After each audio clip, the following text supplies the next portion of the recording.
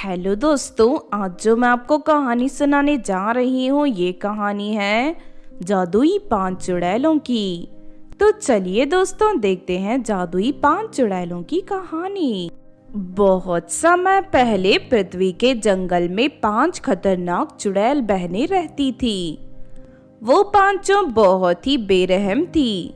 जब भी उनका मन करता वो पास के गांव में जाकर वहां लोगों को मार कर खा जाती थी।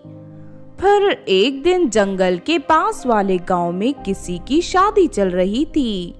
तभी वो पांचों चुड़ैल बहनें वहां पहुंच जाती हैं।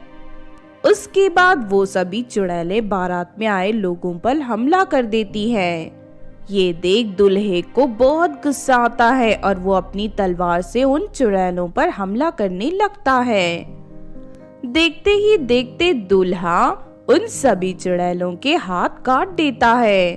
फिर सभी चुड़ैलें अपने कटे हुए हाथ उठाकर वहां से भाग निकलती हैं। उसके बाद गांव वाले राहत की सांस लेते हैं। लेकिन दूसरी तरफ जंगल में उन चुड़ैल बहनों के घर के पास एक भूतिया कुआं था। पांचों चुड़ैल बहनें अपने कटे हुए हाथ लेकर उस कुएं के अंदर छलांग लगा देती हैं। फिर उस कुएं के भूतिया पानी का असर से उन पांचों के कटे हुए हाथ फिर से उनके शरीर में जुड़ जाते हैं। फिर अगले दिन पांचों चुड़ैल बहनें गांव में पहुंच जाती हैं और घरों में तोड़फोड़ शुरू कर देती हैं। ये देख गांव वाले घबरा जाते हैं। अरे ये सब क्या है? कल तो उस दूल्हे ने इन पांचों चुड़ैलों के हाथ काट दिए थे, लेकिन इनके हाथ तो दोबारा इनके शरीर में जुड़ गए। लगता है ये चुड़ैलें बहुत ही शक्तिशाली हैं, इन्हें मारना हमारे बस की बात नहीं है। तूने बिल्कुल सही कहा लड़की, तुम मामूली इंसान हमारा कुछ नहीं बिगाड़ सकती। आज हम पांचों बहनें इस गांव में मौजूद सभी इंसानों को जान से मारने आई हैं। उसके बाद वो पांचों वहां मौजूद सभी लोगों पर हमला करने लगती हैं। लेकिन तभी अचानक वहां घोड़े पर सवार उस राज्य की राजकुमारी आ जाती है। ठहर जाओ दुष्ट चुड़ैलों, इसी वक्त इन मासूम लोगों को छोड़ो। इस गांव से भाग जाओ वरना तुम में से कोई जिंदा नहीं बचेगा। तू हमारा कुछ नहीं बिगाड़ सकती राजकुमारी, इन लोगों के साथ साथ अब तू भी मरेगी।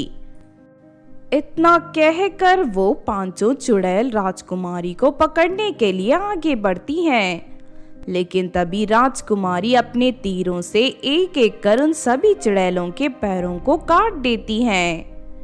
ये देख सभी चुड़ैलें अपने कटे हुए पैरों को उठाकर हवा में उड़ने लगती हैं। आज तो तूने हमारे पैर काट दिए, लेकिन चिंता मत कर राजकुमारी, हम 5 थोड़ी देर में ही वापस अपने साथ एक विशाल राक्षस को लेकर आएंगी। उसके बाद राक्षस तेरे साथ साथ इस गांव वालों को भी मार कर खा जाएगा। इतना कहकर वो सभी चुड़ैलें जंगल की ओर चली जाती हैं। सुनिए राजकुमारी जी, थोड़ी ही देर में चुड़ैलें अपने पैरों को फिर से जोड़कर यहाँ वापस आ जाएंगी। लेकिन ये कैसे हो सकता है? अब पता नहीं, शायद उन चुड़ैलों के पास कोई जादुई शक्ति हो। अगर ऐसी बात है तो मैं अभी उन चुड़ैलों का पीछा करके उनकी शक्तियों का पता लगा लेती हूँ कि आखिर वो पांचों अपने कटे हुए शरीर को कैसे जोड़ लेती हैं। उसके बाद राजकुमारी अपने घोड़े को दौड़ाती हुई चुड़ैल का पीछा करते हुए जंगल में पहुंच जाती हैं। तभी राजकुमारी देखती है कि वो पांचों चुड़ैलें अपने कटे हुए पैरों को लेकर भूतिया कुएं में कूद रही हैं। फिर थोड़ी देर के बाद वो पांचों चुड़ैल कुएं से बाहर आ जाती हैं और सभी चुड़ैलों के पैर उनके शरीर में पूरी तरह जुड़ चुके थे। लगता है ये कोई भूतिया कुआं है जो इन चुड़ैलों की मदद कर रहा है। उसके बाद बिना समय गंवाए राजकुमारी फौरन गांव के मंदिर से पवित्र जल लेकर आ जाती है और उन चुड़ैलों की नजर बचाकर कुएं में पवित्र जल डाल देती है। उसके बाद राजकुमारी चुड़ैलों के सामने पहुंचकर उन पर तीरों से हमला कर देती है।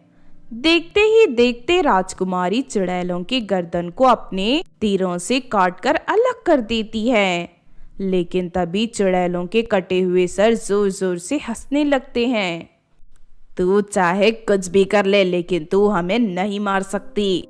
उसके बाद पांचों चुड़ैल कटा हुआ सर और धड़ हवा में उड़ता हुआ कुएं के अंदर चला जाता है। लेकिन पवित्र जल की वजह से उन चुड़ैलों के शरीर में आग लग जाती है। अरे मर गई रे, कोई बचाओ हमें, इस कुएं से अचानक आग कैसे लग गई? लगता है इस धोखेबाज राजकुमारी ने कुएं में पवित्र जल डाल दिया है, हम में से कोई नहीं बचेगा। देखते ही देखते वो सभी चुड़ैलें जलकर राख हो जाती हैं। तभी वहां चुड़ैलों का बुलाया हुआ राक्षस आ जाता है। राजकुमारी उसे भी अपने तीरों से मारकर कुएं के अंदर फेंक देती है। चुड़ैलों की तरह वो भी जलकर राख हो जाता है। उसके बाद सभी गांव वाले राजकुमारी का शुक्रिया अदा कर खुशी से रहने लगते हैं। तो आपने देखा दोस्तों जादुई 5 चुड़ैलों की कहानी।